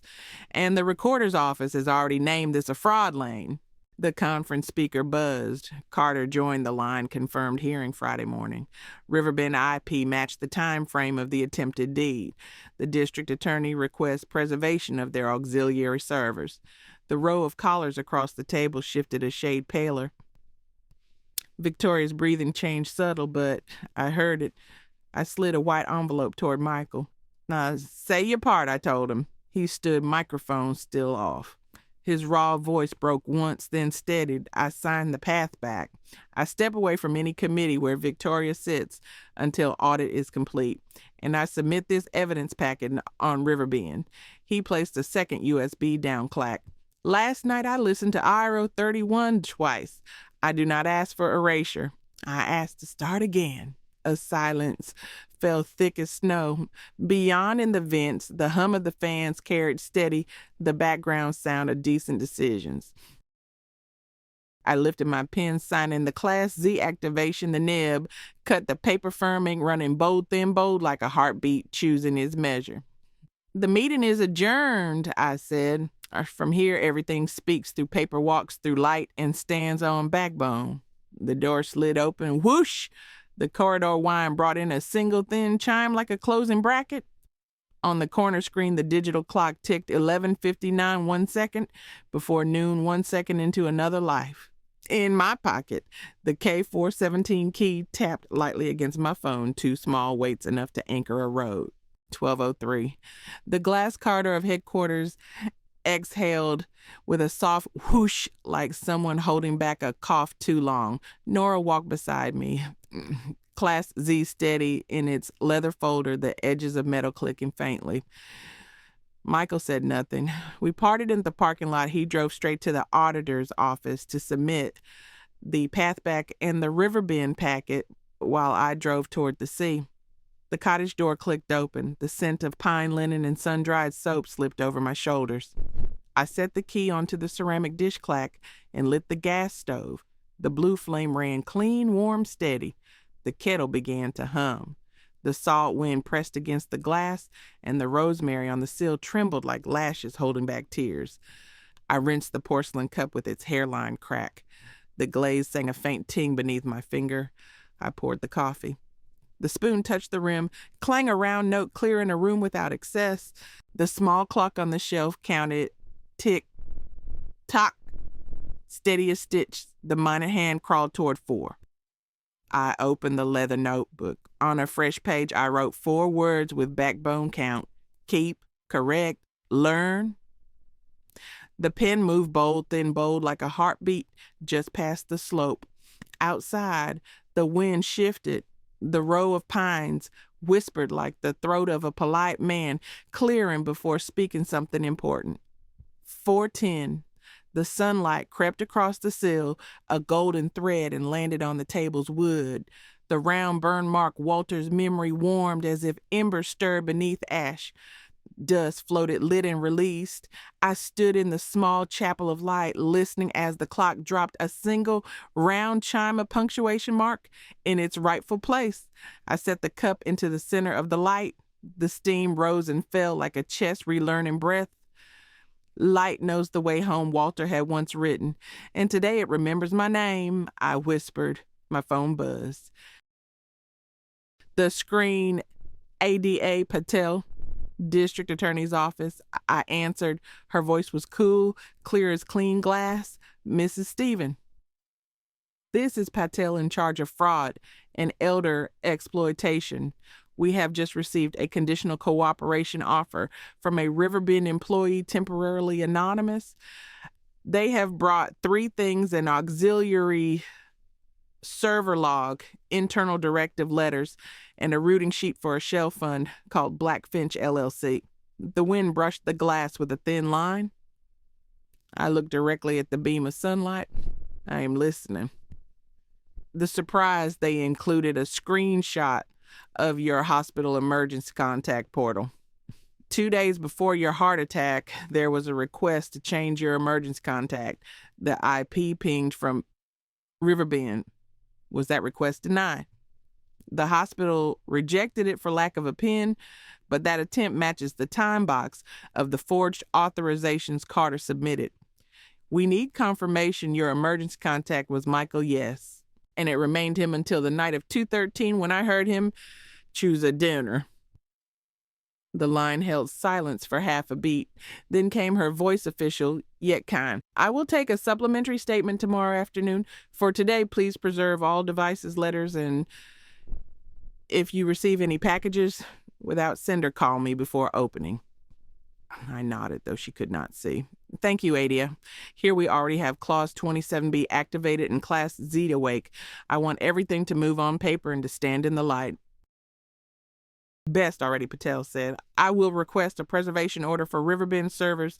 And, Mrs. Stephen, I know the Era 31 recording, and last night I listened twice myself. The call clicked off. The room exhaled evenly again. I lifted the spoon clang, signing the moment not noise but structure standing upright. Thud. A soft sound at the door. I looked up. The mail slot had swallowed a thin black envelope. No name. Only a small pressed bird black feathers with a green sheen paper crane. No real bird, but thin as paper, sealed at the tail with wax. I put on dish, gloves, lifted the envelope. The paper was cold grain smooth. I opened it, crack. Inside were three things: a mini lockbox key card, North Shore Mail Unit 5B, a cheap USB wrapped in blue tape scrawled, Ledger, Mirror, DIP, it's AI, a square of graph paper, block letters. Clumsy, she mixes colors well, but beige paint does not hide iron. B. The cold wax mixed with machine oil smell rose up the scent of places where lights are never turned on. I set the USB on a cloth apart, untouched. I called Ada. Patel ring. By the third, she answered. I have an anonymous envelope key lockbox 5B, a USB labeled Ledger Mirror, and a note signed B, preserve as is. Do not plug. I will send retrieval within 30 minutes. At the cottage door knocked 3 times. I said I will open. Phone ended. I sat again. Half of me wanted to laugh, B. Blackbird, an old friend in accounting shadow at Riverbend. The other half saw only the sunlight still lying exactly on the burn mark. I took kitchen scissors, cut a sprig of rosemary snip, and dropped it into the cup so green scent could ease the metal edge. In the window's reflection, my shadow looked compact, not smaller, just unpressed. Knock, knock, knock. Exactly as I had said. Two agents in dark windbreakers, DA badges at chest. They received the envelope, slipped it into an anti-static pouch cracker like paper soaking. Receipt will follow, the woman said, her voice stripped of any spare milligram of emotion, the only kind I trusted now. When the door shut, clack, I suddenly felt hunger gnaw. I opened the cupboard, found 2 slices of dry bread, spread a thin layer of peanut butter. The knife tapped the plate, clang faint. Eating to stand, not to cheer, Walter used to joke whenever we ran deadlines. My phone buzzed. Caroline received the 410 photo of the old house from the buyers.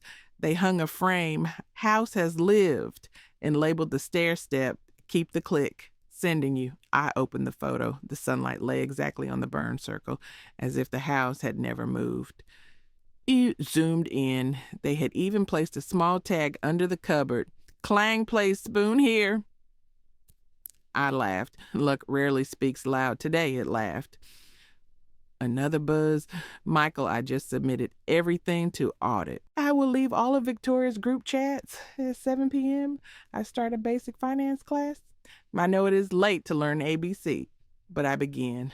I replied, alphabet never closes enrollment. Begin. Outside clouds drew down like a thin blanket. The sea wind shifted lower, carrying salt sharper. I rested my hand on the table.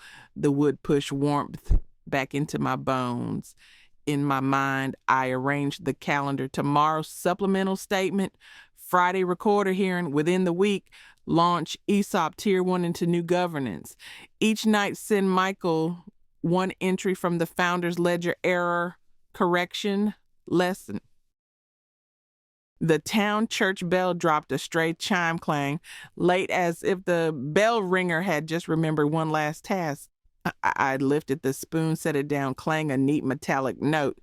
An ending is not to finish, an ending is to stand. The light on the table withdrew like a thread, stitching shut a seam. I locked the door, clicked, turned off the main light, left only the lamp. The rosemary bent its head in greeting, the empty cup still warm at the base. At the threshold, I looked a long moment. The small room promised nothing grand. It only breathed evenly, and that was enough to prepare for storms. The phone lit, once more unknown number, Riverbend's area code. I let it ring to the 5th cycle, then pressed decline, not from fear, because the structure had already set the latch, speak on paper meet, under camera, and if need be, speak before a jury. In the dark, the wind pushed the neighbor's chime clang, a thin note like the signature of the day, flying off the page's edge. I answered with a single word, small in place, for Walter and for myself, steady. Wedged between a laundromat and a noodle, shop fluorescent lights buzzing faintly like butterflies that had forgotten where to land. Martha stood beneath the ceiling camera, hand holding a paper cup of coffee. Ada Patel arrived on time with 2 agents. The chain of custody clipboard tapped tack on the middle counter. We opened 5B. Patel said, sliding the mini key from her pocket with a dry clink. The clerk pulled the metal curtain, leading us into a row of silver boxes like serrated teeth. Box 5B was no larger than a thumbnail.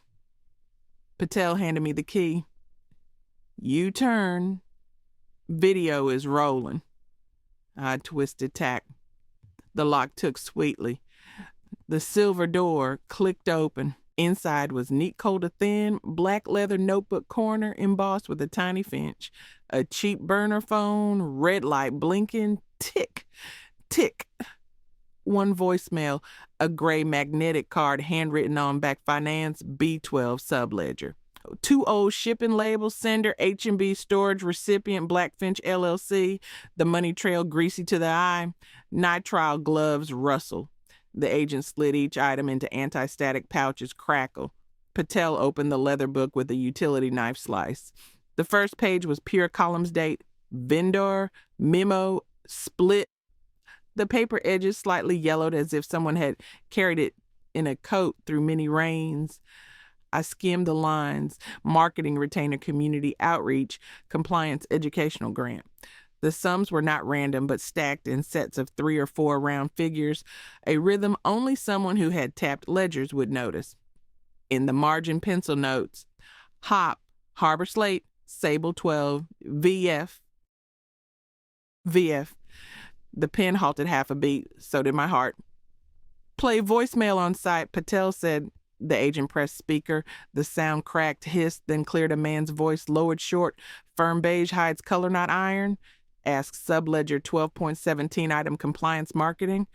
The ultimate beneficial owner of Harbor Slate sits in VC. If you need a living proof, check camera loading, Doc C night of 213. The person swapping the hospital emergency contact came from Riverbend. Beep. Patel looked at me. I nodded just once. VC enough to write in my notebook without speaking, Victoria Caldwell. We will request an order for Doc C cameras and preservation of the subledger, Patel said, voice like freshly cleaned glass. The anonymous source seems to be B, the signature from your envelope. Do you know who B is? No, I answered. But I know B reads ledgers like family. That is exactly what we need, Patel said, faint smile. Tonight, do not respond publicly. When they strike, they will pick an hour of weakness. We choose paper and light. Leaving the mail center, the glass door inhaled with a whoosh. I stood on the porch a moment. The smell of machine oil and noodle broth collided in the air. My phone buzzed. Nora, get ready, spin campaign begins. The next message carried a screenshot of PR account for mothers and children posting chairwoman showing signs of diminished capacity, temporary family proxy to stabilize corporation. Bold letters, close source. Below another post. We pray for Mrs. Martha's health. May the company remain steady. Hashtag swarm like gnats. I did not click comments. I only heard the bus door hiss shut behind me. Then the church bell dropped one stray chime clang late as if reminding someone they had not read the important line yet. No response, Nora texted. I have filed TRO, temporary restraining order, no contact, no impersonation. The DA holds the USB from your envelope. Go home, Cottage 410. Keep the light, keep the rhythm. Understood, I reply. If they want family, we meet in the boardroom under camera. The cottage door clicked open. Salt wind slid in with a thin whir.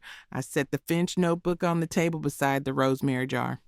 The afternoon light climbed onto the sill. The minute hand twitch tick paused one beat before crossing the mark of 410. 410. The light poured in straight onto the round burn mark.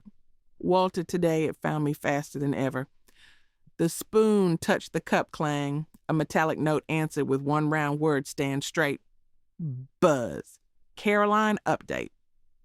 Victoria just appeared on a finance podcast hinting the chairwoman should rest and the family will guide a soft transition. A 9-second clip attached Victoria in beige high-collar smile stitched shut. I stopped playback before her sentence ended. Beige. My shadow source had written it already. Beige cannot hide iron. Another buzz, this time unknown number, inside tip PR desk, scheduled 2107 release trial balloon, petition for guardianship. Weak photo of mother unwell already staged. B, message, erased after 3 seconds. Screen went dark. I opened my leather notebook, wrote in letters tall enough not to tremble 21-7. They dropped guardianship. Response, no street fight. Paper plus dia. Next demand Doc C plus B12 records trace Harbor Slate Sable 12 VF. Send Michael Reed Class Z ESOP section. Prepare to say I know and I amend without the word but. I texted Michael Reed B12 and 17. Do not call me until finished. 1 minute later, I read VF is. I typed back correct, hold silent, write statement truth, no polish. 6 p.m. meet DA. 3 dots blinked, then stopped. Silence itself is an action if it stands on the right side. An hour later, Nora called on secure line good news recorder, approved fast track hearing. Bad news, a reporter wants you to share the story of a resilient mother to take back narrative. I want to answer for you. No, I said. We speak in the rhythm of court and the smell of ink. Let 410 answer the rest. I hung up, poured more water. Coffee steam rose, then thinned, leaving room for green rosemary scent. In the hush, I reopened the Finch notebook. At the back of folded scrap, a pencil sketch of a finch pecking a seed beside the symbol B and date June 3. At the corner, clumsy writing, if I vanish, ask Annie in payroll. She keeps old keys. I snapped a photo, sent Patel payroll. Annie old key reply returned, quick pinged. Outside the window, a real finch darted past. Its shadow brushed the wall like a brushstroke. I set my pen down, clang a faint signature note of the afternoon. My blood no longer cold. It carried the heat of iron meeting light. 21:07. Phone buzzed hard. Nora sent 2 images. A sloppy guardianship petition missing pages, and a tweet from a side account of a reporter source family heartbroken at chairwoman's instability. Below, Nora pinned the legal reply, TRO filed. Any interference to contempt, not a single adjective. Right after ADA Patel called Doc C, cameras caught a figure in beige coat and mass pushing Harbor Slate crates. Timestamp 0029-0034, the night you were admitted. Height and gait consistent with Victoria. We are requesting warrant. We'll need you to confirm visually. And Mrs. Martha, thank you for staying off air. Tonight, standing still is the winning move. I leaned back in the wicker chair. It groaned once, then settled. Far away, the church released a string of thin chimes into the salt wind. I whispered to the room and to myself, enough. Tomorrow we speak in light. Rosemary on the sill bent its head as if nodding. On the table, the black finch glinted a small dot. I closed the notebook, swish, slid the lock, click, left the desk lamp round like a bright coin, a marker saved for the next chapter. The county hearing room was cold like a freshly washed steel tray. Frosted glass, fluorescent lights, gray carpet that swallowed footsteps until even a faint rap felt wasted. Martha sat beside Nora. Opposite us were ADA Patel, 2 agents, and the clerk with thin metal-rimmed glasses. At the head of the table, the printer dozed, waiting for one command to go, chit, and release paper. On the dark wooden table, the exhibits were lined up. Exhibit a locksmith video. Exhibit B log of suspicious email IP. Exhibit C ATM alert. Exhibit D burner phone voicemail. Exhibit E subledger. B12.17. Exhibit F doc C footage 002090034. Each file thick enough for a firm grip, the brass clips clicking with a sound that meant certainty. Carter placed a cloth-tied envelope down thumb chain of custody on time by the book. Nora nodded, sliding a folder across with a soft swish as if laying a cloth before a meal. I inhaled ink paper pulp and the metallic scent of embossed seals, the fragrance of records which I had trusted more than any promise. The clerk turned on the microphone, voice flat as the table. This matter concerns an electronic deed transfer from an unverified IP alongside a parallel guardianship declaration in the media. The presenting party may proceed with evidence. Ada Patel pressed a black USB into the port click. The screen lit with Doc C footage, a concrete hallway, cold light, a figure in beige coat, beige hat, beige mask pushing a crate labeled Harbor Slate. At timestamp 0032, the wrist caught the light, a rectangular-faced watch I had seen on Victoria's arm in countless company image events. Patel froze the frame, the still image pinned like a nail. Gait and height matched public footage. She said, finger-tapping the printed photo tack. The timing coincides with the night Mrs. Parker was admitted to hospital, the same window as the attempted filing. Let the court note the pattern. The printer woke chit, spitting out a void report, the black ink standing like an unblinking stare.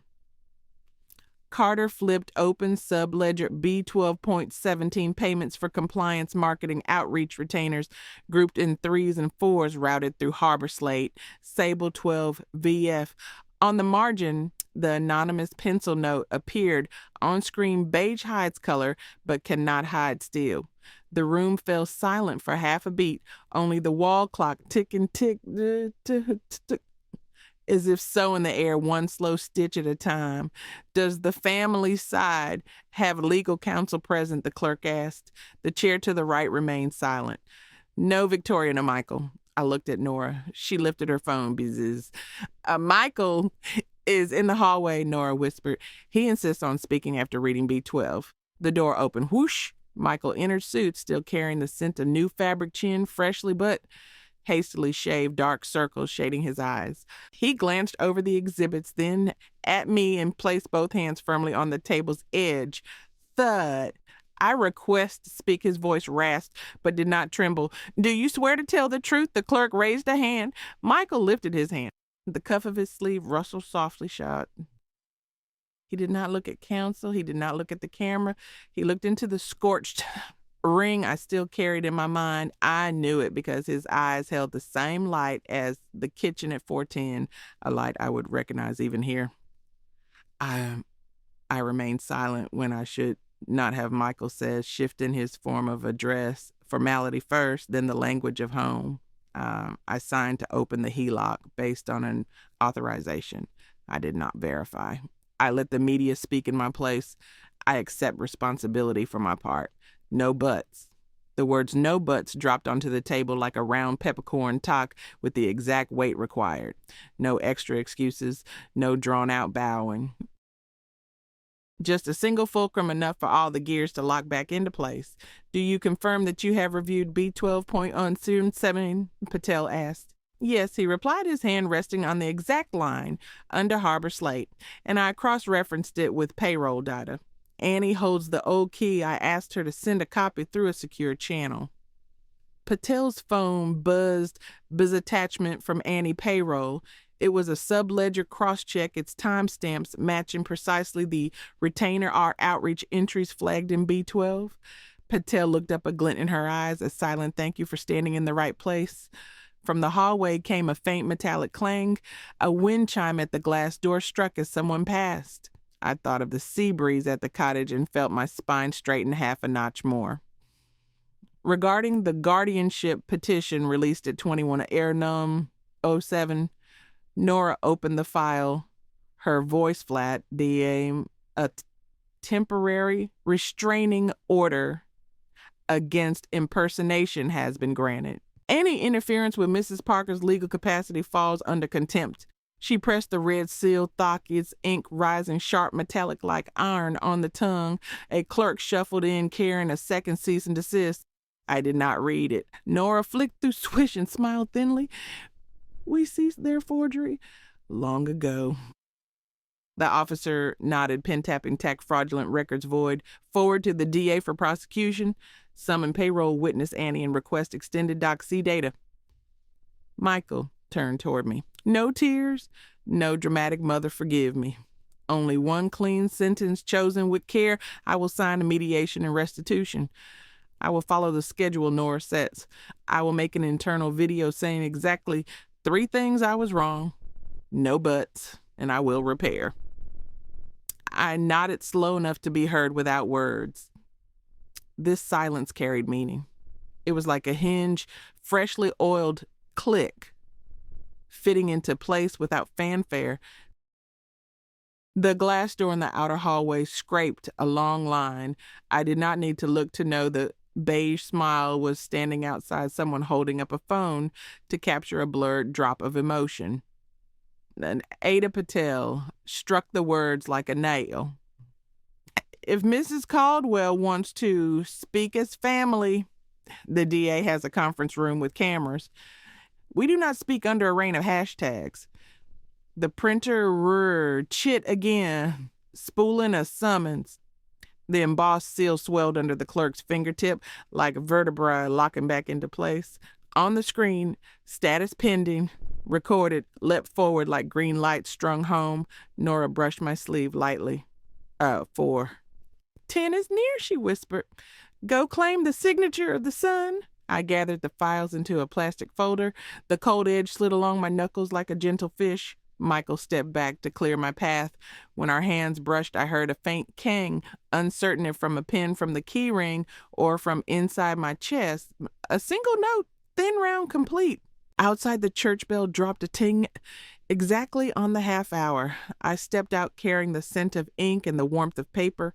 Behind me, Ada Patel was reading Annie's deposition schedule. Carter checked seals, and the printer, after spitting its last page, exhaled like a worker, laying down the 1,000th brick of the day. The hallway stretched long lights, cold as water. I walked it with the cadence of one who has returned each object to its rightful place. Shaft paper thock, seal tack, clip tang hour. Some afternoons, justice does not clap. It nods. Today I saw that nod, thin, precise, unshowy, hidden in the smell of ink and the sheen of a seal drying firm. I had arrived home just before 4 o'clock. The kitchen felt as though it were holding its breath. The clock ticked, tock, steady, the second hand sliding across the fine marks like a needle stitching the final seam of fabric. I placed the case file on the table lightly, almost silently, my palm resting on the coin-sized burn mark where Walter had once left an overheated pot. The wood warmed beneath my hand. Outside, the wind brushed the chime, a single short note like someone tapping with a fingernail. Caroline sent a message buzzing, I am at the lane. The buyers asked to capture one more 410 light photograph. Then they are finished. Come in, I replied. Light enjoys an audience that knows how to listen. 2 minutes later, Mr. Ray and Mrs. June stood at the threshold removing their shoes, speaking softly as if entering a library. Donna came too, her notebook tucked under her arm. At 4:08, the golden light began to seep across the sill, creeping like a slow thread, curling under a chair leg, climbing the table's edge, pausing briefly as if to take breath. "It has arrived," I whispered. At 4:10, the thin curtain of the day stitched itself shut, the golden light settled perfectly onto the burn circle. Dust motes danced, glittered, then fell. Mrs. June pressed the shutter click, one frame, no repeat, no filter. Mr. Ray inhaled faintly as though he smelled fresh bread. Donna wrote a single clean line in her notebook. I guessed it read the 4. 10 light signs its name for the last time. The phone buzzed. An email with no sender name, only a single letter before the @ B. The opening line read enough. I opened it not in haste. The attachment, a single still frame from Doc C. The shadows brightened, paired with a crosswalk chart comparing outreach, retainer, public relations stream channeled through Harbor Slate. In the lower corner, the reflection of a rectangular watch, its strap bearing a hook-shaped scratch. Handwritten annotation, one frame is enough. B12 was only the route. At the end, B had written in scanned pencil, "You do not need to know who I am. You only need to know that beige cannot cover the smell of iron." I forwarded it to Noor and District Attorney Patel. The reply arrived within 10 heartbeats received. One frame, one chain enough to lock. "Thank you, B." The phone went silent again, leaving the room to the sound of the clock. Tick tock, gathering at the center. "Would you prefer to be alone?" Mrs. June asked, her eyes fixed on the circle of light on the table, not on the objects. "Just a minute," I said. They nodded, stepping back to the porch. Donna remained standing in the corner of the kitchen, wordless, firm like a latch. I poured coffee. Steam rose as a thin petal brushed the sunlight, then split in two. The spoon touched the porcelain king, a round, clean note. I set the cup directly at the center of the light. The scent of faint chocolate, the warmth of the wood, and the light metallic tang of dried red ink still clinging to the sleeve of my jacket, layered together like music. Buzz. Caroline sent a link, the live podcast of They of Us, the title shaded beige, explaining a difficult mother. The cover image, a hand gripping a key, not mine. I played it quietly. A woman's voice I knew well, smooth, polished like glass, spoke. We only wanted to support, but some elders prefer power over peace. At 2:47, Assistant District Attorney Patel pushed the Doc C frame timestamp 0 hours 32 minutes into the public feed from the office account, a single, unique, still the rectangular watch, flashing its hook-shaped scratch, matching perfectly with the lookbook photograph from the previous season of the very same presenter. The frame froze. Comments poured down like a rapid stream the watch matches. What is B12? Can someone explain? Weight support actually means retainer. The podcast cut its background music with a sharp click. The female host's voice wavered lightly, shifted into an unscheduled advertisement, then lowered the curtain. I did not rejoice. What I heard in my own throat was a faint sound like a hinge newly oiled, no longer creaking. Caroline leaned her head through the doorway. "That beige cover is broken," she said, half joking, half reporting. "Escrow just confirmed funding is scheduled. 9 o'clock tomorrow morning it closes." "Thank you," I replied. This time the word fit easily like a peppercorn dropping tack onto wood, exactly in place. Ethan sent a message, Buzz, a photograph of his hand resting on the page of mediation and restitution. Beneath the image, he typed 3 lines. I was wrong. "No excuses. I will make it right." I answered, stand, walk, keep straight, no symbols, no exclamation marks. I closed the leather-bound ledger with a soft scrape and added one more line beneath New Life Plan 410, hand over the light to the house. I called in Mr. Ray, Mrs. June, and Caroline. "The light has signed," I said, pointing to the golden circle already beginning to withdraw its thread. "I have left in the first drawer the fireplace instructions, the maintenance calendar, and Walter's note. Praise each other every morning. Do not forget them." Mr. Ray nodded, his eyes moistening half a degree more. Mrs. June placed a bundle of rosemary upon the windowsill. "This plant knows how to bend. It knows how to greet the wind." From far away, the church bell dropped a single delicate note ting. The light of 410 grew thinner like a signature drawing its final hook. I lifted the spoon once more, king. This note was not to summon, not to signal. It was a punctuation mark perfectly round, declaring that the sentence had reached its breath. Donna stepped forward, handing me a small green envelope. "This morning," the postman delivered it, the same paper color that B often used for notes, she said. I opened it. Inside was a sheet of square paper, the pencil strokes neat and measured. When he asked, "What is there to say for the podcast?" I answered only one frame. The rest is lines. Send it to the one who understands structure.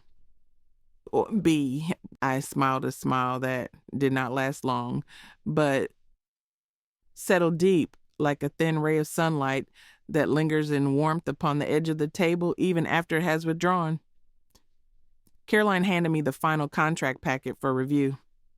I tapped my pen talk along each line of fees, hearing in my mind 4 guiding sounds. A buzz of message came, the spoon soaked the paper, taking the hour.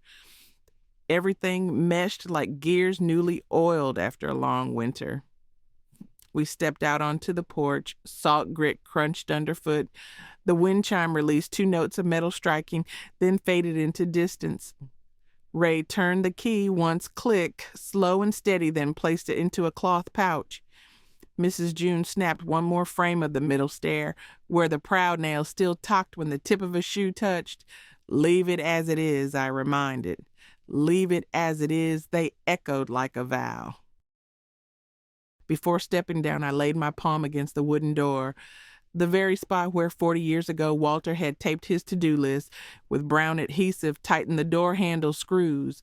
Praise Martha every morning. Buy more salt. I whispered just for myself. The light knows its way home. As Caroline's car rolled forward, my phone buzzed one last time that afternoon. Adia Patel sending the schedule for payroll testimony. Annie, with a single line, asked the church to keep the bells on time. The rest is here.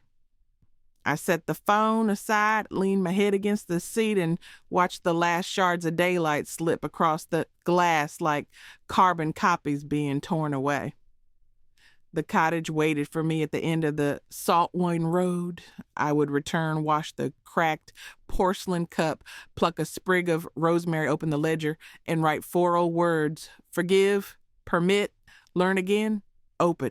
And at exactly 4:10 tomorrow, at another windowsill, I would let the light sign its name upon my life once more. Behind me, the old house closed softly with a clack, not locking a person, locking a chapter. Ahead, the sea wind rehearsed a sentence in whispers. I answered with a single king inside my mind, the note of a spoon of a kitchen of a structure, and I drove on.